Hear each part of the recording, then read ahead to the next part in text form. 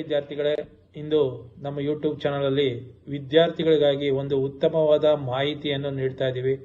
ಅವರಲ್ಲಿರೋ ಪ್ರತಿಭೆಯನ್ನು ಗುರುತಿಸಿಕೊಳ್ಳೋಕ್ಕೆ ಒಂದು ಉತ್ತಮವಾದ ಒಂದು ಕಾರ್ಯಕ್ರಮದ ಬಗ್ಗೆ ಇಂದು ಮಾಹಿತಿ ಕೊಡ್ತಾ ಇದ್ದೀನಿ. ನರೇಂದ್ರ ಮೋದಿ ಅವರ ಕನಸಿನ ಕಾರ್ಯಕ್ರಮ ಇದಾಗಿದೆ. ಪ್ರೇರಣಾ ಉತ್ಸವ್ ಅಂತೇಳಿ ಇದರ ಹೆಸರು ಬಂದು, ಇದು ಒಂದು ಉತ್ತಮವಾದ ಕಾರ್ಯಕ್ರಮ. ಮಕ್ಕಳಲ್ಲಿರುವ ಪ್ರತಿಭೆಯನ್ನು ಹೊರಹೊಮ್ಮುವಂಥ ಕಾರ್ಯಕ್ರಮ ಇದಾಗಿದೆ. ಇದು ಒಂದು ministry of education, government of India ಅವರು ನಡೆಸ್ತಾ ಇರೋಂಥ ಒಂದು ಕಾರ್ಯಕ್ರಮ. ಈ ಕಾರ್ಯಕ್ರಮದ ಹೆಸರೇ ಬಂದು ಪ್ರೇರಣಾ ಅಂತೇಳಿ. ಇದರ ಉದ್ದೇಶ ಇಷ್ಟೇ, ಎಕ್ಸ್ಪೀರಿಯನ್ಷಿಯಲ್ ಲರ್ನಿಂಗ್ ಪ್ರೋಗ್ರಾಮ್ ಅಂತ ಹೇಳಿ ಕರೀತಾರೆ. ಇದು 2024 ಜನವರಿನಲ್ಲಿ ಪ್ರಾರಂಭ ಆದಂಥ ಕಾರ್ಯಕ್ರಮ. ಇದು ನರೇಂದ್ರ ಮೋದಿಯವರು ಓದಿದಂಥ ಶಾಲೆ ನೆನಪಿಗಾಗಿ ಮಾಡಿರೋಂಥ ಒಂದು ಕಾರ್ಯಕ್ರಮ. ಅವರ ಹುಟ್ಟೂರಾದ ವರ್ನಾಕ್ಯುಲರ್ ಸ್ಕೂಲ್ನಲ್ಲಿರೋಂಥ ವದಾನಗರ್ನಲ್ಲಿ ಗುಜರಾತ್ನಲ್ಲಿ ನಡೆಸ್ತಾ ಇರೋಂಥ ಒಂದು ಕಾರ್ಯಕ್ರಮ. ಇದು ಒಂದು ವಿದ್ಯಾರ್ಥಿಗಳಿಗೆ ಒಂದು ಉತ್ತಮವಾದ ಅವಕಾಶ, ಮತ್ತು ಅವರಲ್ಲಿರೋ ಪ್ರತಿಭೆ ಮತ್ತು ಅವರಲ್ಲಿರೋ ಲರ್ನಿಂಗ್ ಸ್ಕಿಲ್ ಬಗ್ಗೆ ಪತ್ತೆ ಹಚ್ಚೋ ಅನ್ನೋ ಒಂದು ಕಾರ್ಯಕ್ರಮ ಸಹ ಇದು ಆಗಿದೆ. ಈ ಪ್ರೋಗ್ರಾಮಲ್ಲಿ ಒಟ್ಟು 20 ವಿದ್ಯಾರ್ಥಿಗಳನ್ನು ಆಯ್ಕೆ ಮಾಡ್ಕೋತಾರೆ. 10 ವಿದ್ಯಾರ್ಥಿಗಳು ಹುಡುಗರಾಗಿರ್ತಾರೆ, 10 ಹುಡುಗಿರು, ಅಂದರೆ 10 ಬಾಯ್ಸ್ ಆ್ಯಂಡ್ 10 ಗರ್ಲ್ಸ್ ಸೆಲೆಕ್ಟ್ ಮಾಡಿಕೊಂಡು ಒಂದು ವಾರ ರೆಸಿಡೆನ್ಷಿಯಲ್ ಕಾರ್ಯಕ್ರಮನ ಹಮ್ಮಿಕೊಳ್ಳೋ ಅಂಥ ಒಂದು ಕಾರ್ಯಕ್ರಮ ಇದು. ಇದರ ಫೋಕಸ್ ಇಷ್ಟೇ, leadership and national education policy ಬಗ್ಗೆ ಟ್ರೈನ್ ಅಪ್ ಮಾಡೋ ಅಂಥ ಒಂದು ಮಾಡ್ರನ್ ಟೆಕ್ನಾಲಜಿ ಉಪಯೋಗಿಸ್ಕೊಂಡು ನಡೆಸೋಂಥ ಒಂದು ಕಾರ್ಯಕ್ರಮ ಇದಾಗಿದೆ. ಒಟ್ಟು ಒಂದು ಬ್ಯಾಚ್ ಅಂತ ಒಂದು ವಾರದ ಕಾರ್ಯಕ್ರಮ, ಪ್ಯೂರ್ಲಿ ರೆಸಿಡೆನ್ಷಿಯಲ್ ಪ್ರೋಗ್ರಾಮು. ಒಂದು ವಾರ ಅಲ್ಲೇ ಇರಬೇಕಾಗತ್ತೆ. ಆ ಥರದಂಥದ್ದು ಒಟ್ಟು 20 ವಿದ್ಯಾರ್ಥಿಗಳನ್ನ ಸೆಲೆಕ್ಟ್ ಮಾಡ್ಕೊತಾರೆ. 10 ಬಾಯ್ಸ್ ಮತ್ತು 10 ಗರ್ಲ್ಸ್ ಅಂತ ಹೇಳ್ತಾರೆ. ಇದು ಒಂದು ಸ್ಕೂಲ್ ಲೆವೆಲಲ್ಲಿ ಫಸ್ಟ್ ಕಂಡಕ್ಟ್ ಮಾಡ್ತಾರೆ, ಪ್ರೇರಣಾ ಉತ್ಸವ್ ಅಂತೇಳಿ. ಅದಾದ ನಂತರ ಡಿಸ್ಟಿಕ್ ಲೆವೆಲ್ನಲ್ಲಿ ನಡೆಯುತ್ತೆ. ಕಾಂಪಿಟೇಷನ್ ಇರುತ್ತೆ. ಟ್ಯಾಲೆಂಟೆಡ್ ಸ್ಟೂಡೆಂಟ್ಸ್ನ ಸೆಲೆಕ್ಟ್ ಮಾಡಿಕೊಂಡು ಅವ್ರಿಗೆ ಈ ಮೈನ್ ಪ್ರೋಗ್ರಾಮ್ಗೆ ಕಳಿಸ್ಕೊಡೋ ಅಂಥ ಕಾರ್ಯಕ್ರಮನೇ ಪ್ರೇರಣಾ ಉತ್ಸವ್ ಅಂತೇಳಿ.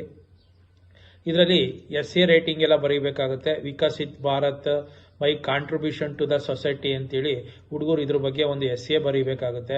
ಡ್ರಾಯಿಂಗ್ ಸ್ಕಿಲ್ ಇರೋರು ಡ್ರಾಯಿಂಗ್ ಮಾಡ್ಬೋದು, ಪೇಂಟ್, ಕ್ರಿಯೇಟಿವ್ ಕರಿಕಲ್ಚರ್ ಇದ್ರೆ ಮಾಡ್ಬೋದು, ಸ್ಟೋರಿ ಹೇಳೋದಿರ್ಬೋದು, ಸಾಂಗು, ಮತ್ತು ಒಂದು ಸಾಂಗ್ ಆನ್ ಗಿವನ್ ಟಾಪಿಕ್ಸ್, ಏನು ಟಾಪಿಕ್ ಕೊಡ್ತಾರೆ ಅದ್ರ ಬಗ್ಗೆ ಸಾಂಗ್ ಹೇಳೋದು, ಎಸ್ಎ ರೈಟಿಂಗ್ ಇರ್ಬೋದು, poster making, group discussion, cultural performance, ಈ ಥರದ ಎಲ್ಲ ಥರದಲ್ಲೂ ವಿದ್ಯಾರ್ಥಿಗಳನ್ನ ಒಂದು ಟ್ಯಾಲೆಂಟ್ ಹಂಟ್ ಮಾಡಿಕೊಂಡು ಈ ಕಾರ್ಯಕ್ರಮಕ್ಕೆ ಕಳಿಸ್ಕೊಡೋ ಅಂತ ಒಂದು ಇದು ಕಾರ್ಯಕ್ರಮ ಇದಾಗಿದೆ.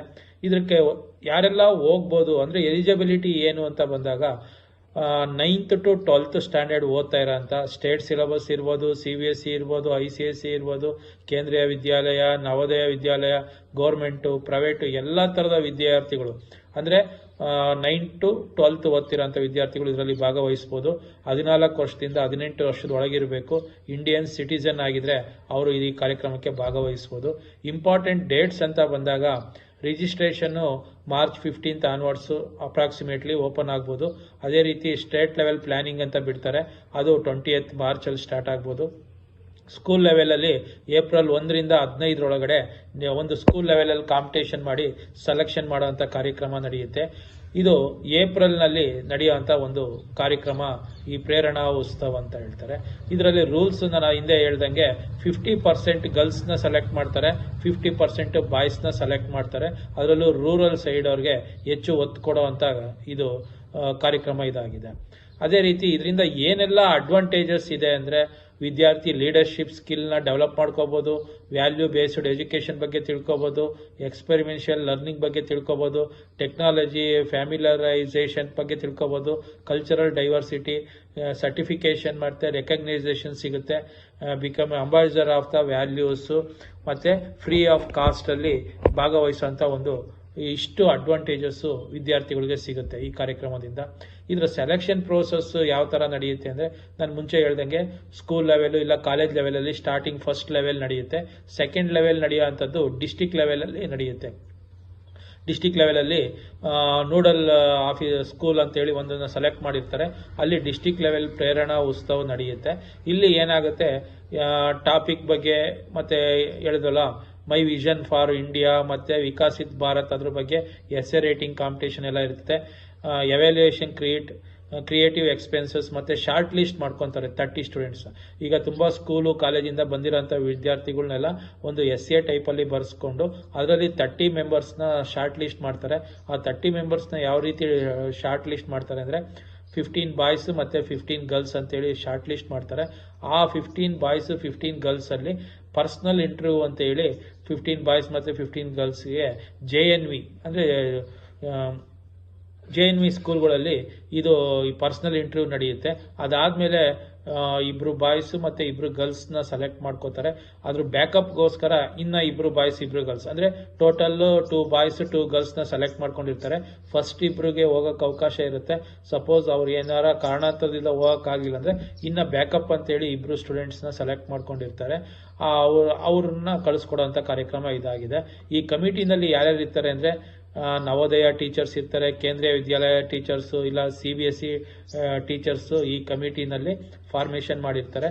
ಆ ಕಮಿಟಿಯವರು ಒಂದು ಜಿಲ್ಲೆಯಿಂದ ಒಂದು ಬಾಯ್ ಮತ್ತೆ ಒಂದು ಗರ್ಲ್ನ ಸೆಲೆಕ್ಟ್ ಮಾಡಿ ಅಲ್ಲಿ ಕಳಿಸ್ಕೊಡುವಂಥ ಕಾರ್ಯಕ್ರಮ ಡಿಸ್ಟಿಕ್ ಲೆವೆಲ್ನಲ್ಲಿ ನಡೆಯುತ್ತೆ. ಇದು ಯಾವ ಥರ ಇರುತ್ತೆ ಈ ಪ್ರೋಗ್ರಾಮ್ ಅಂದರೆ, ನ್ಯೂ ಟೆಕ್ನಾಲಜೀಸ್ನ ಯಾವ ರೀತಿ ಉಪಯೋಗಿಸ್ಕೋಬೇಕು ಅನ್ನೋದ್ರ ಬಗ್ಗೆ ಹುಡುಗರಿಗೆ ಹೇಳ್ಕೊಡ್ತಾರೆ. ಅದೇ ರೀತಿ ಕ್ರಿಯೇಟಿವ್ ಯೂಸಸ್ ಯಾವ ಥರ ಮಾಡ್ಕೋಬೇಕು, ಇಂಡಿಜಿನಿಯಸ್ ನಾಲೆಡ್ಜ್ ಸಿಸ್ಟಮ್ ಯಾವ ಥರ ಇದು ಮಾಡ್ಕೋಬೇಕು, ಇನ್ಸ್ಪಿರೇಷನಲ್ ಇಂಡಿಯನ್ಸ್ ಯಾರಿದ್ದಾರೆ ಅವ್ರ ಬಗ್ಗೆ ಎಲ್ಲ ಕತೆ ಹೇಳೋದಿರ್ಬೋದು. ಮತ್ತೆ ವಿಸಿಟ್ಸ್ ಅಂದರೆ ನಮ್ಮ ಹಿಸ್ಟಾರಿಕಲ್ ವಿಸಿಟ್ ಪ್ಲೇಸಸ್ಗೆ ಕರ್ಕೊಂಡೋಗಿ ವಿಸಿಟ್ ಮಾಡಿಸ್ತಾರೆ. ಮತ್ತೆ ತುಂಬ ಮುಖ್ಯವಾದ್ದು ಅಂದರೆ 3 ದಿನಗಳ ರೆಸಿಡೆನ್ಷಿಯಲ್ ಪ್ರೋಗ್ರಾಮು IIT ಗಾಂಧಿನಗರಲ್ಲಿ ನಡೆಯುತ್ತೆ. ಅದೇ ವಿದ್ಯಾರ್ಥಿಗಳಿಗೆ ಒಂದು ಉಪಯುಕ್ತವಾಗಿರುತ್ತೆ. ಯಾಕೆಂದರೆ ಒಂದು IIT ಕಾಲೇಜಲ್ಲಿ 3 ದಿವಸಗಳ ರೆಸಿಡೆನ್ಷಿಯಲ್ ಕಾರ್ಯಕ್ರಮನ ಈ ಕಾರ್ಯಕ್ರಮದಲ್ಲಿ ಹಮ್ಮಿಕೊಳ್ತಾರೆ.